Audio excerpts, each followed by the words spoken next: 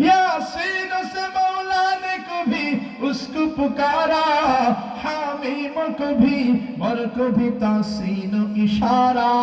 ये रमज़ है कुछ आशिक़ माशूक़ के माबैन, ये रमज़ है कुछ आशिक़ माशूक़ के माबैन। समझा है जिन्हें खल्क़ में एक सरवर कौनैन, समझा है जिन्हें खल्क़ में एक सरवर कौनैन। সবাই বলেন সাল্লাল্লাহু আলাইহি ওয়াসাল্লাম। আবার বলেন না সাল্লাল্লাহু আলাইহি ওয়াসাল্লাম। যুবক বলে আমি যখন স্বপ্নের মাধ্যমে নবীজি মুহাম্মদুর রাসূলুল্লাহ সাল্লাল্লাহু আলাইহি ওয়াসাল্লামের পরিচয় পেয়ে গেলাম, ডাক দিয়ে বললাম, নবী গো, আমার বাবা এমন এক মরুভূমির মধ্যে ইন্তেকাল করেছে যেখানে আমার বাবার মৃত্যুর সংবাদ দেওয়ার মতো আমি কোনো মানুষ খুঁজে পাই নাই, কাউকে খুঁজে পাই নাই। এত বিশাল মরুভূমি, এখানে কোনো মানুষের বসবাস নাই। ও নবী, মনের মধ্যে কৌতূহল, দিলের মধ্যে প্রশ্ন জাগে, আমার বাবার মৃত্যুর সংবাদ যেখানে কেউ পায় নাই, কেউ জানলো না, ও নবী, আপনি আমার বাবার মৃত্যুর সংবাদ কিভাবে পাইলেন, কার থেকে শুনলেন? নবীজি স্বপ্নযোগী যুবককে ডাক দিয়ে বলে, যুবক শোনো, ভালো করে শুনে নাও, কেমনে তোমার বাবা মৃত্যুর সংবাদ পেয়েছি, ভালো করে শুনে নাও। ও যুবক, দুনিয়ার জমিনে আল্লাহ পাক রব্বুল আলামিন এমন একদল ফেরেশতাকে নিয়োজিত করে রেখেছেন, যেই ফেরেশতাদের দায়িত্ব হলো জমিনের কোন জায়গায় বৈশা বৈশা কোন উম্মত আমি নবীর জন্য দুরূদ শরীফ পড়ে তার একটা লিস্ট তৈরি করা, আর ওই লিস্টটা প্রত্যেক দিন রাতের বেলায় আমি নবীর দরবারে হাজির করা হয়। জোরে বলেন না সুবহানাল্লাহ। প্রত্যেক দিন রাতের বেলায় ফেরেশতারা আমার দরবারে যখন দুরূদের লিস্ট নিয়ে আসে, আমি নবী তখন তাকায় তাকায় দেখি আমার কোন আশিক, কোন পাগলটা আমি নবীর জন্য দুরূদ শরীফ পড়েছে। তোমার বাবা যদিও বা গুনাহগার ছিল না যুবক, অনেক অপরাধ করেছে, অনেক গুনাহ করেছে, তারপরেও এত এত অপরাধ, এত এত গুনাহের মধ্যেও তোমার বাবার একটা ভালো আমল ছিল, নেক আমল ছিল। ওই নেক আমলটা হলো তোমার বাবা আমি নবীর জন্য প্রত্যেক দিন 300 বার করে দুরূদ শরীফ পড়ত। কয়বার? আবার বলেন না কয়বার? যুবক রে, তোমার বাবা কোনদিন আমি নবীর জন্য দুরূদ পাঠ করতে ভুলা যায় নাই। যত ব্যস্ততার মধ্যে থাকুক না কেন, কোনদিন তোমার বাবা আমি নবীর জন্য দুরূদ শরীফ পড়তে ভুলা যায় নাই। গত 30-40 বছর পর্যন্ত তোমার বাবা শুধু দুরূদ শরীফ পড়েছে, প্রত্যেক দিন পড়েছে, প্রত্যেক দিন পড়েছে, গুনাহ করেছে, কিন্তু এইদিকে আবার প্রত্যেক দিন 300 বার করে আমি নবীরে স্মরণ কইরা কইরা আমার জন্য দুরূদ শরীফ পড়েছে। ও যুবক, আজকে যখন ফেরেশতারা দুরূদের লিস্ট নিয়ে আমার দরবারে হাজির হইল, আমি তাকায় দেখলাম তোমার বাবার নামটা ওই দুরূদের লিস্টের মধ্যে দেখা যায় না। সঙ্গে সঙ্গে ফেরেশতাদেরকে জিজ্ঞাসা করলাম, ফেরেশতারা রে, আমার এই পাগলটা তো আমার জন্য দুরূদ পড়তে কোনোদিনও ভুলা যায় না, আজকে এমন কি হইল আমার এই পাগল দেখি আমার জন্য দুরূদ পাঠ করতে ভুলা গেছে। বলে ফেরেশতারা তখন সংবাদ জানাইল, নবী গো, আপনার এই পাগল, আপনার এই আশিক আপনার জন্য দুরূদ পাঠ করতে ভুলা যায় নাই, বরঞ্চ আপনার এই আশিক আর দুনিয়ার জমিনে নাই, দুনিয়ার থেকে বিদায় নিয়ে চলে গেছে। নবীজি বলেন, ফেরেশতাদের কাছ থেকে তোমার বাবার মৃত্যুর সংবাদ শোনার সঙ্গে সঙ্গে ডাক দিয়ে বললাম, গো ফেরেশতারা রে, আমার এই পাগল যে দুনিয়ার থেকে বিদায় নিয়ে চলে গেছে, মৃত্যুর পরবর্তী সময়ে তার অবস্থা কি, তার পরিস্থিতি কেমন হয়েছে? তখন ফেরেশতারা জানাইল, নবী গো, আপনার এই পাগলটার অবস্থা তেমন ভালো না, আপনার এই আশিকের অবস্থা তেমন ভালো না। আপনার এই পাগলটা দুনিয়ার থেকে বিদায় নেওয়ার সাথে সাথে গুনাহের কারণে তার চেহারাটা কুকুর শুকুরের মতো বানায় দেওয়া হয়েছে, পরিবর্তন করে দেওয়া হয়েছে। নবীজি ডাকতে বলেন, যুবক, তোমার বাবার এই মুসিবতের কথা যখন শুনেছি আমি আর থাকতে পারি নাই রে যুবক। আমি ভাবলাম, হায় রে, আমাকে যেই উম্মত, আমার যেই পাগল, যেই আশিকটা আমারে কোনোদিনও ভুলে যায় না, প্রত্যেক দিন আমাকে 300 বার করে স্মরণ করে আমার জন্য 300 বার দুরূদ শরীফ পড়েছে। আজকের এই মুসিবতের দিনে, এই বিপদের দিনে আমি যদি আমার ওই পাগলটারে ভুলা যাই, তাহলে আমি কেমন রহমতের নবী হইলাম, কেমন দয়ার নবী হইলাম। আমাকে তো আল্লাহ পাক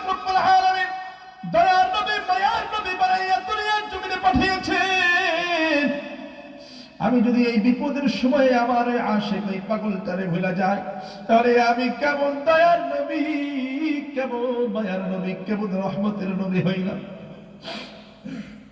ও যুবক, যখন এই কথা চিন্তা করেছি আমি আর থাকতে পারি না। আমার এই পাগলটার চেহারা পরিবর্তন করে দেওয়ার জন্য আমার মুবারকময় হাতটাকে আমার এই আশিকের মুখের উপরে বুলায় দেওয়ার জন্য আমি নবী আয়েশা হাজির হয়ে গেছি। हर के बाशद आमिले सल्लू मुदाम, हर के बाशद आमिले सल्लू मुदाम, आतिशे दूसुख शोद बरवई हराम, हर के साजद विरद जा सल्ली अला हाजते दारैने उगिरद दरवा, बर मुहम्मद मीर सानम सद सलाम, आ शफीए मुजरिमा यौमुल क़ियाम, आ शफीए मुजरिमा यौमुल क़ियाम। मदीनार पथर धुली चोखे दिताम सुरमा बनी, मदीनार पथर धुली चोखे दिताम सुरमा बनी, दुरूद सालाम दिताम प्रिय नबीर पाक चरणे, मन আমার চায় গো যেতে মদিনার ফুল বাগানে, মন আমার চায় গো যেতে মদিনার ফুল বাগানে, মন আমার রয় না ঘরে বাংলাদেশের কোনোখানে, মন আমার চায় গো যেতে মদিনার ফুল বাগানে, মন আমার চায় গো যেতে মদিনার ফুল বাগানে। সবাই বলেন সাল্লাল্লাহু আলাইহি ওয়াসাল্লাম। আবার দিল দিয়ে বলেন সাল্লাল্লাহু আলাইহি ওয়াসাল্লাম। যুবক বলে নবীজির মুখ থেকে কথা শোনার সঙ্গে সঙ্গে আমি আনন্দে আত্মহারা হয়ে গেলাম। বলে জোরে একটা চিৎকার দিলাম, চিৎকার দেওয়ার সঙ্গে সঙ্গে আমার ঘুম ভেঙে গেল। বলে ঘুম ভাঙার সঙ্গে সঙ্গে আমি আর দেরি করি নাই, দৌড়ে চলে গেলাম আমার বাবার চেহারা আসলেই পরিবর্তন হয়েছে কিনা দেখার জন্য দৌড় দিলাম। দৌড়াইয়া যায় আমার বাবার মুখের উপর থেকে যখনই কাপড় সরাইলাম, তাকায় দেখি হা হা ওই স্বপ্নে দেখার মতো আমার বাবার চেহারাটা সত্যিই বাস্তবেই পূর্ণিমার চাঁদের মতো সুন্দর হয়ে গেছে। যুবক ডাকতে বলে সঙ্গে সঙ্গে আমি আল্লাহর শুকরিয়া আদায় করলাম। ও ভাই খেয়াল করেন, দুরূদ পড়ার মাধ্যমে ফজিলত আছে না নাই? ফজিলত আছে না নাই? জোরে বলেন না। আল্লামা শিবলি রহমাতুল্লাহি আলাইহি যুবকের কাছ থেকে যখন এই ফজিলতের ঘটনাটা শুনলেন, তখন ডাক দিয়ে বলেন, যুবক তুমি এমন একটা আমল করতেছো, এমন একটা রশি আঁকড়ে ধরেছো, যেই রশিটার নাম হলো দুরূদের রশি।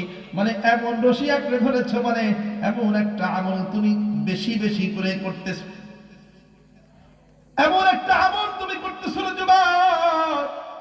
এই আমলটা অত্যন্ত চমৎকার আমল, ফজিলত সম্পূর্ণ আমল। ও যুবক রে, তুমি যদি এই আমলের রশি, দুরূদের রশিটাকে শক্ত করে ধরে রাখতে পারো, তাহলে আমি আশা করি আমি শিবলির কাছে মনে হয় এই রশিটা তোমাকে টানতে টানতে আল্লাহ জান্নাত পর্যন্ত পৌঁছায় দেবে। জোরে বলেন না সুবহানাল্লাহ। আবার বলেন সুবহানাল্লাহ। তাহলে আমরা তিনটা ফজিলতের হাদিস শুনলাম, মনে আছে না ভুলে গেছে? একবার নবীর জন্য দুরূদ শরীফ পড়লে আল্লাহর পক্ষ থেকে কয়বার রহমত নাযিল হয়? মাশাআল্লাহ, মনে আছে কয়বার?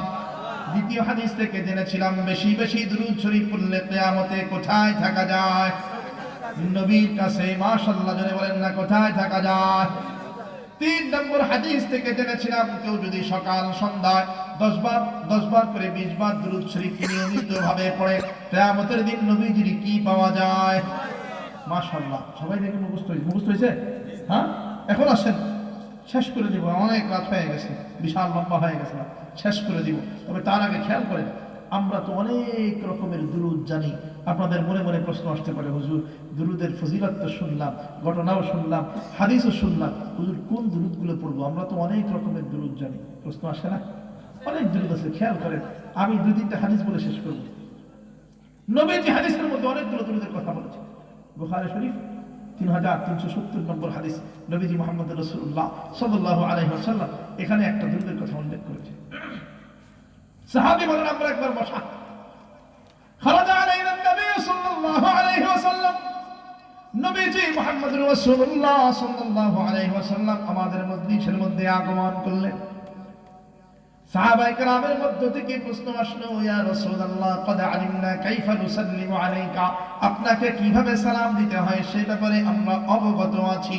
ফাকাইফা নুসাল্লি আলাইকা, কিন্তু আপনার জন্য কিভাবে দরুদ পড়ব, কোন দরুদ পড়ব সেই ব্যাপারে আমরা অবগত নাই। মানে বুঝাইতে চাইলেন ও নবী আপনাকে কেমনে সালাম দিতে হয় সেটা আমরা জানি, সে সম্পর্কে আমাদের ইলম আছে, শিক্ষা আছে, কিন্তু আপনার জন্য কিভাবে দরুদ পড়ব, কোন দরুদ পড়ব এটা আমাদেরকে শেখায় দেন।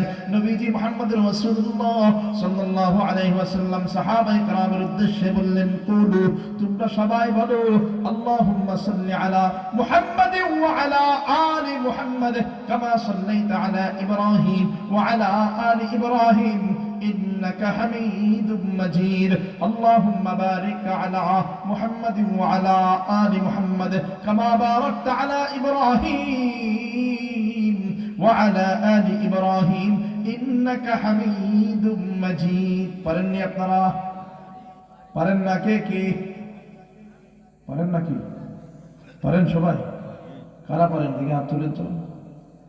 মাশাআল্লাহ। কেমনে না পারে থাকবেন? এটা তো নামাজের মধ্যে পড়তে হয়। আর নামাজ কিসের মধ্যে পড়তে হয়?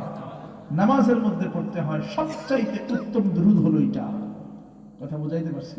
কেন? হাদিসটা শুদ্ধ হাদিস, বুখারীতেও রয়েছে, মুসলিম শরীফের মধ্যেও রয়েছে। এই হাদিসগুলোকে এক কথায় বলা হয় মুত্তাফাকুন আলাইহি, বিশুদ্ধতার চরম পর্যায়ের বিশুদ্ধ হাদিস। খেয়াল করেন, শুদ্ধ হাদিসের মধ্যে যে দুরূদের কথা উল্লেখ থাকে ওটা কি অশুদ্ধ? ওটা কি জোরে বলেন? আবার বলেন নাকি? ওটা শুদ্ধ। তবে আপনি যদি এই লম্বা, অনেকে মনে করতে আসতে পারে এই লম্বা দুরূদ যদি আমি ওই কথার কথা যুবকের বাপের যে ঘটনা শুনলাম ওনার মতো যদি 300 বার করতে যাই তাহলে তো আমার গুণ গোসল খাওয়া সব বাদ হয়ে যাবে। আরো ছোট কোনো দুরূদ আছে? হ্যাঁ, আরো ছোট দুরূদের কথা উল্লেখ আছে। খেয়াল করেন, আবু দাউদ শরীফের 981 নম্বর হাদিস, নবীজি মুহাম্মদুর রাসূলুল্লাহ সাল্লাল্লাহু আলাইহি ওয়াসাল্লাম এখানে একটা দুরূদের কথা বলেছেন। হাদিস বলার সময় নাই শুধু দুরূদ বলি, আল্লাহুম্মা সাল্লি আলা মুহাম্মাদিন নবিয়িল উম্মি ওয়া আলা আলি মুহাম্মদ। পারেননি এটা কেউ? হ্যাঁ বলেন, আল্লাহুম্মা সাল্লি আলা মুহাম্মাদিন নবিয়িল উম্মি ওয়া আলা আলি মুহাম্মদ। কষ্ট হয়ে গেছে হুজুর, আগের চাইতে ভালো ছিল, বড় হইলেও আমরা পারছি। এটা তো ছোট, তারপর আমাদের মুখেই আসতেছে না। কি বলে বলতেছেন, যদি কেউ পারেন পড়েন, অসুবিধা নেই। এর থেকেও ছোট আছে, হুজুর ছোট লাগবে। হ্যাঁ ছোট আছে। নাসাঈ শরীফ 1295 নম্বর হাদিসের মধ্যে নবীজি মুহাম্মদুর রাসূলুল্লাহ সাল্লাল্লাহু আলাইহি ওয়াসাল্লাম একটা দুরূদের কথা উল্লেখ করেছেন, আল্লাহুম্মা সাল্লি আলা মুহাম্মাদি ওয়া আলা আলি মুহাম্মদ। এইটুক বলেন, আল্লাহুম্মা সাল্লি আলা মুহাম্মাদি ওয়া আলা আলি মুহাম্মদ, আল্লাহুম্মা সাল্লি আলা মুহাম্মাদি ওয়া আলা আলি মুহাম্মদ। এইটুক পারা যায় তো? পারা যাবে না? এইটুক মুখস্থ আসেনি? যদি কোন হুজুর না এর থেকে ছোট লাগবে, এটাও হবে না। আরো ছোট আছে, আরো ছোট আছে। আপনাদের সহজার্থে আপনাদেরকে সহজ করার জন্য বলে দেই, যে যেইটা পারেন আমল করেন, কোনো অসুবিধা নাই। আরো একটা দুরূদের কথা, আরো ছোট দুরূদের কথা হাদিসের মধ্যে উল্লেখ আছে। নাসাঈ শরীফ 1746 নম্বর হাদিস। এই হাদিসের শেষ অংশে নবীজি মুহাম্মদুর রাসূলুল্লাহ সাল্লাল্লাহু আলাইহি ওয়াসাল্লাম আরো একটা দুরূদের কথা উল্লেখ করেছেন, সাল্লাল্লাহু আলান নবী মুহাম্মদ। বলেন, সাল্লাল্লাহু আলান নবী মুহাম্মদ। মুখে আসে না?